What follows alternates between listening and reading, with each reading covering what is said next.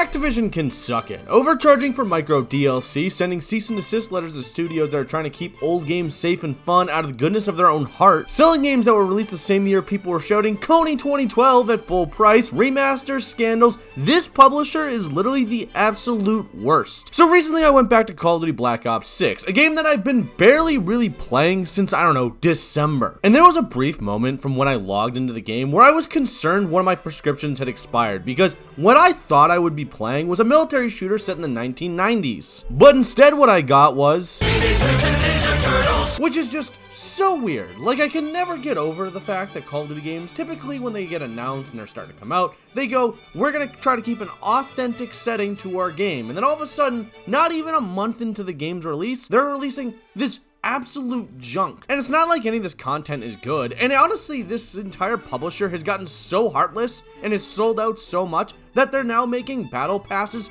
for the events that are happening in the game that are themed. So there's a TMNT event, but now they have a battle pass tied to that you have to pay for to get more content. What the fuck? I mean, honestly, what did I expect from a publisher that was once run by human appreciator Bobby Kotick? Not like he wasn't a terrible human being, you know? And like, micro DLC aside, that's not even the biggest sin that this company has ever done. I mean, sending cease and desist letters to studios that are trying to keep their games safe and fun when they basically just discard them like used condoms while still selling those games at full price. Like, how is that fucking legal in any way? That there should be some sort of protection in place for these games when they're still selling them at full price. When games hit a certain point in time, there needs to be a discount somewhere. And I'm not talking about Steam sales, when they're sitting there just giving like a small discount for a small window. That isn't enough, especially when they're not even supporting these games, and when there are people trying to support the games, they're just going, nah, shut them down. Like the Modern Warfare 2 remaster, the H2M mod that came out last year that ended up getting completely shut down because Activision saw that they were actually